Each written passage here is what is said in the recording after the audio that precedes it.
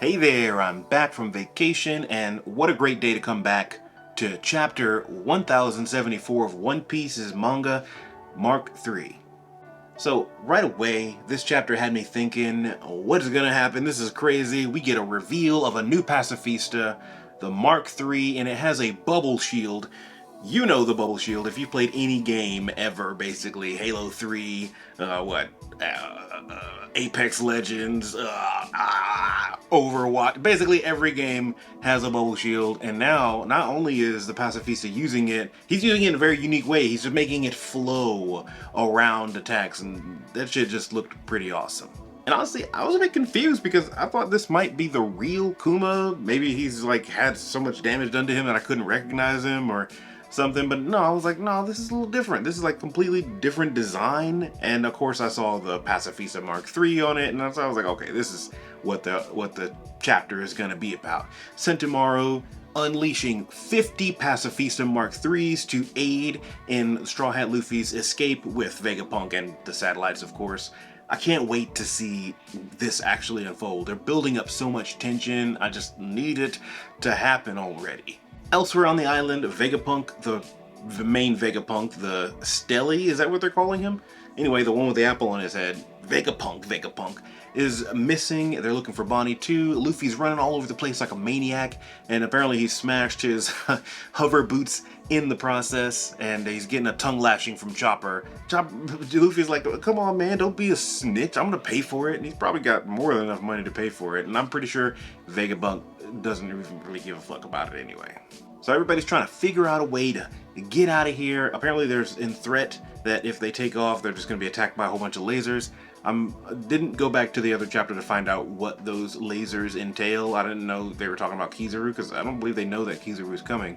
So, very confused at what lasers are going to be attacking them. Maybe it's their own defenses that they cannot deactivate for some reason. So, for some reason, they're trapped in the lab stratum. I'll be honest, I didn't really understand where these extra lasers were coming from that were threatening them.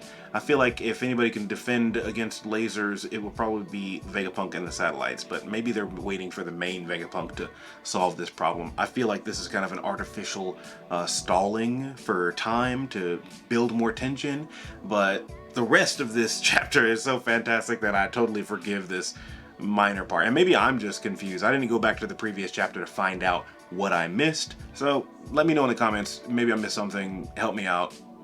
I'll go back to the next chapter, to the previous chapter, another time.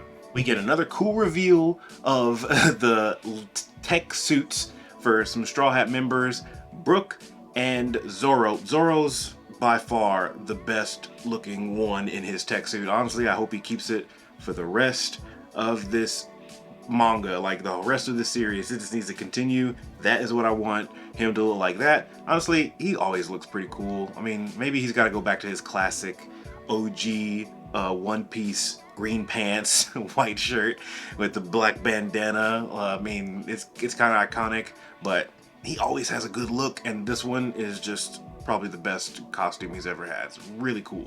We also see some very disrespectful behavior happening between Zoro and Luffy after everybody rejects Zoro going to help look for the Stella. I'm very confused. The satellites, Stussy, Stella. Stella, apparently the main body, is what they nicknamed the main body. So everybody's trying to go look for him. Zoro's like, I'll might as well go help. And then the best panel in all of One Piece, Sanji, like, bro, who is gonna go find you? I bust out laughing when I saw that panel. And then, of course, you just look up a little bit and you see Chopper and his little cute face too. This is a meme right here. They're memeing Zoro. Again, this is the best one. Just appreciate it for what it is. Then the chapter takes a serious tone shift. It goes into the memories that Bonnie is experiencing through the pawpaw fruit of Kuma. And we see a young Kuma, a boy, being threatened by what I'm assuming are other slaves, saying, look, bro, if you escape, we're all gonna be in trouble, so you cannot escape. And then they start violently beating him. We see some shadows of like the Tenryubuto, so you kind of know that, or you kind of get the feeling, or at least I do, that Kuma was once a slave, like as a boy. Maybe he was even born into slavery on Marijois, and to think that this person who we don't know much about, but what we do know is that he was a tyrant and potentially a king of an entire country, and then is the father of Jewelry Bonnie, who's potentially or supposedly a princess in another country as well. Very powerful pirate nonetheless. And then becomes a warlord and a revolutionary, and like his story is like becoming like this really like magnificent tale, but it's being told to us in like little strips. So it's really cool to get this little glimpse. It wasn't even like but like a few panels of this flashback, and Bonnie got rejected from it because apparently she couldn't, you know, her will couldn't take it. But I'm assuming they're gonna just start throwing little clips at us as Bonnie gets the resolve to actually finish this memory or these memories. It may not just be one, it may be multiple memories we're about to find out. Maybe showing him escaping, and maybe showing his rise to become a tyrant or a king, and maybe a reason behind the name, the tyrant Kuma. I am more excited and invested in Kuma's story now than ever before. I really cannot wait to see it. He like really jumped up. He was already high. He like just jumped up really high on kind of the mysterious backgrounds that I want to see fleshed out.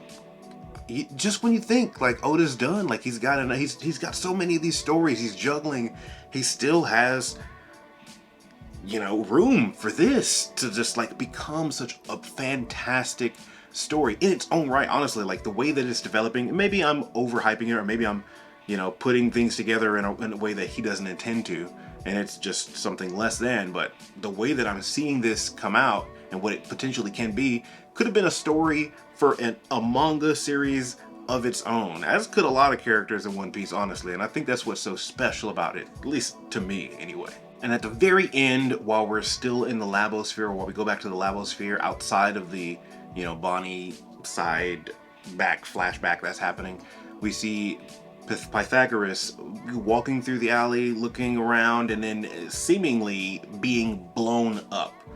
So we're gonna cut back. He is like probably the most robot out of all of them, so I don't really expect him to be dead, but it's looking pretty dangerous. And it's also looking like maybe they're being attacked from the inside. Like this is like a random explosion inside of their secured area. And this is after Stussy's gotten CP0 under control. So like this is just very mysterious. What is going on? Who is the betrayer?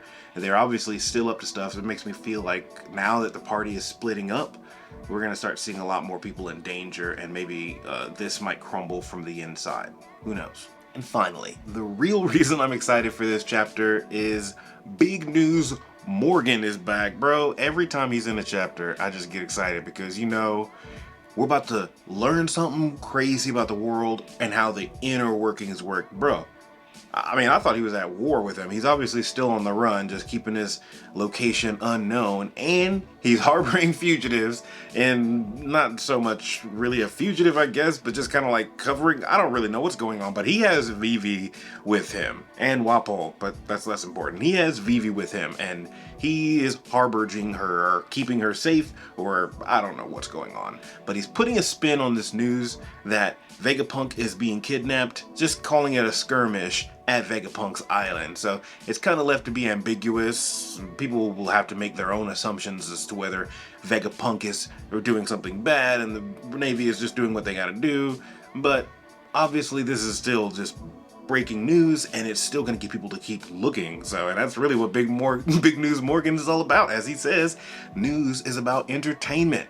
And these days, I feel that, man. Yes, news is about entertainment. That's all it is. About views, it's about clicks, it's about advertising. Like, even though I don't really think there's advertising in the One Piece world, or at least they don't emphasize it. But I'd imagine there has to be, right? Some kind of, you know, Adam Wood, I don't know, or us or something. Anyway, I'm not good with stuff like that. That was just a crazy chapter. I love to see the ending of that. Like, I cannot wait to get more. This whole little, I don't know, I hope it's an arc. It's like he just jumped right into it. I don't know if this is like a side arc and I should expect it to just go on to something else, or if this is just really going to be a really long fleshed out thing. At first I thought we're going to be in here for like a few chapters, and now here we are, 1074, and we're still on Egghead Island, and the tension is still building, and now we're starting to see that there's a lot more we need to learn. We need to figure out who is behind all of this sabotaging going on inside the stratum. What is going to be the ultimate revelation of the flashbacks from Kuma and, you know, Bonnie? What does that imply for Bonnie? How's she going to go after this? I mean, for me, it feels like, yeah, Bonnie's already against the world government, but it's just probably just going to make her go gung-ho for them. And maybe Kuma is right now trying to just take them out. He probably doesn't have the resolve. Like, maybe he is just too kind to do it. Like, he just doesn't want to just kill them all. But you know what? He probably like, Vegapunk, just take it out of me. Take myself out of the equation. Just let my beast mode body do the work that God needs done and wipe these people out. Which I do not agree with, by the way. But it just seems to be the theme that is motivating him at the moment. Or at least something that I would believe could be motivation for Kuma at this moment. But crazy chapter, love to see it, can't wait to see next week. If you want to be here for next week, make sure you're subscribed, like this video, comment below, let me know what you thought about this video and what I missed. See you next week.